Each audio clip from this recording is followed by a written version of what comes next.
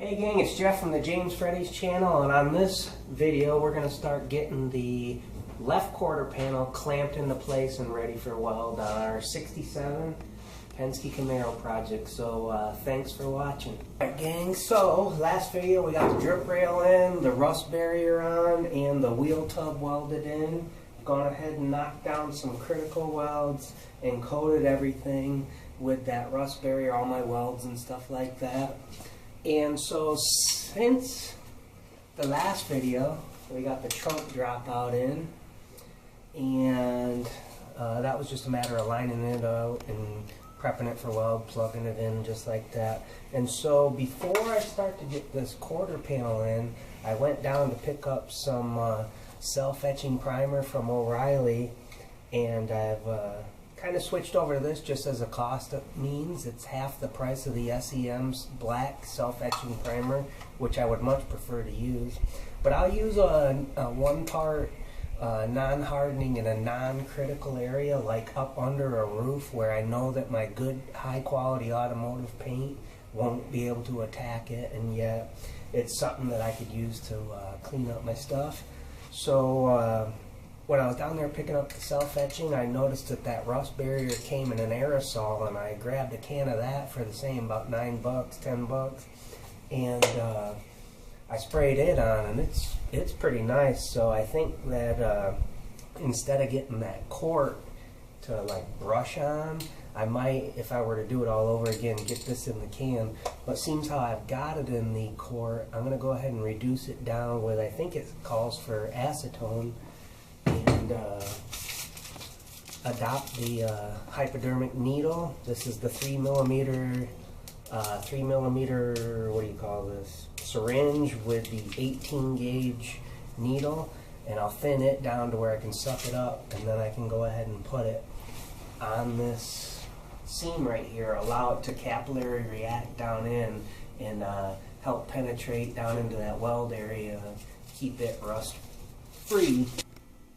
This is that trunk dropout all welded in. I went ahead and ground down the welds where it meets the trunk floor pan, just because that's an easier way to get at them before the quarter panel goes on. And then up above it here you can see we've got the trunk gutter all cleaned up, and I put a coat of that black rust barrier down with that.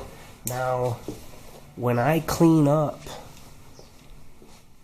stuff like this, it was just sandblasted and rusted from atmospheric moisture.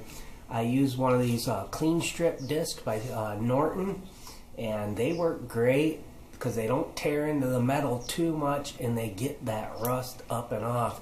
But sometimes it's a little deeper than that, and I'll take one of these smaller 3/32 cutoff wheels. This is the 3M 1994s, and I will not kill it, but gently go in there and work this disc to where I'm not cutting into the metal, but I'm just getting that rust out of there. Works better than a wire wheel in a lot of cases, but don't be getting after, or I don't like to get after the metal so much that I'm really starting to affect the gauge of the parent metal, because you know, I want to have all that strength when we go to put our quarter panel on. Now my next goal for the project is to get the left quarter panel prepped for weld, fit, and clamped on and into place. I probably won't go ahead and weld it because I wouldn't mind getting the deck filler, taillight panel, and everything kind of coming together at once so I don't overlook something. But goals always change, but the initial one is we're going to go ahead and get that quarter panel, like I said, prepped and fit and clamped into place, ready to go. And there's a couple things I wanted to take the time. I had a question asked of me on my Firebird convertible project that I answered, but I want to go ahead and do it on camera. So this area right here is probably one of the harder spots to weld your quarter in. The rest of it's going to go pretty straightforward, but this is going to be difficult. Don't get me wrong, there's a couple other harder areas to get to, but we got 1, 2, 3, 4, 5, 6, 7, 8 welds to do, and our only access to it when we get down to welding is going to be through this hole. And it being a non-Astro ventilation car, we don't even have like a little bit of light access up here like we do on the 68s. So it's important to take a lot of time cleaning this up, because these rockers are galvanized, and we know how galvanization doesn't like to be welded on. Number one, you might not get a full penetration all the way down to the real steel, and number two, it just contaminates the weld and it spits back. Well, when you're in this critical welding area, you want to eliminate as many problem factors as you can. So you got to clean this area up very well, get all that galvanizing off. In this area up here towards the front where the brace is, I ended up having to drill. Well, I didn't have to. I probably could have found a better way, but I drilled all the way through the rocker in order to get that quarter flange to release. And so I had to go back through and weld up my holes there. And when you're welding, just take your time. You're going to be looking through this little window slot. Your arm's probably going to be through here. You're going to have a light in here so you can get good visibility. And it's only, like we said, less than 10 welds. If it takes all day to do, which it won't, but if it does, then hey, that's a small price to pay to get it right. But if you're doing some popcorn welds down here in this critical weld area, every time you slam that door, it's going to be putting a little vibration towards your the cheesier welds, which, you know, I've fought this. This is how I know this. I've fought it. I've put these quarters on and I've had a miserable time. That's what I'm sharing here. It's not like I know. It's just like I've screwed up and I'm trying to eliminate some of that stuff for other people if I can help. So that's just a few thoughts as to what goes on in here when you're welding. It's not an easy thing to do, but be braced for it. It's not a weld an area you're gonna whip out in 30 seconds. It's gonna take some time, and if you're starting to get frustrated and pissed off about it, walk away, clear your thoughts, and come back to it and get it done right. When you're done, you'll go ahead and flood this area with your epoxy to protect your metal again, and then hit it with some seam sealer and whatnot to take good care of it. Now I've got the quarter clamped on, kind of into place, or at least as close as I can tell. I've been taking a silver Sharpie and going around and making marks where all my plug welds are going to go. Because I like to return my plug welds back to the factory location, and then I'm making other little witness marks so I can tell about my depth, how far I want to bring that. When I punch a hole for a plug weld, I like to use a 5/16 hole. Sometimes you'll see me using this guy. This is one of my favorite companies called Spitzenagel. This baby right here is only a 1/4 inch hole, so when you see me using that, I usually pop a 1/4 and then I'll pop a couple more to bring that up larger. Let's see.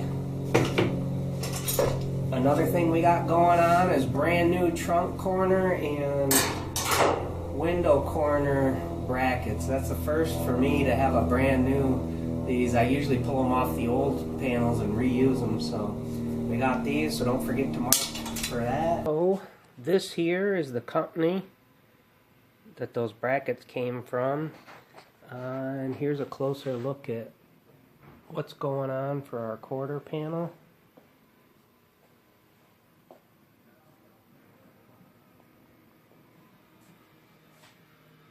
Focus.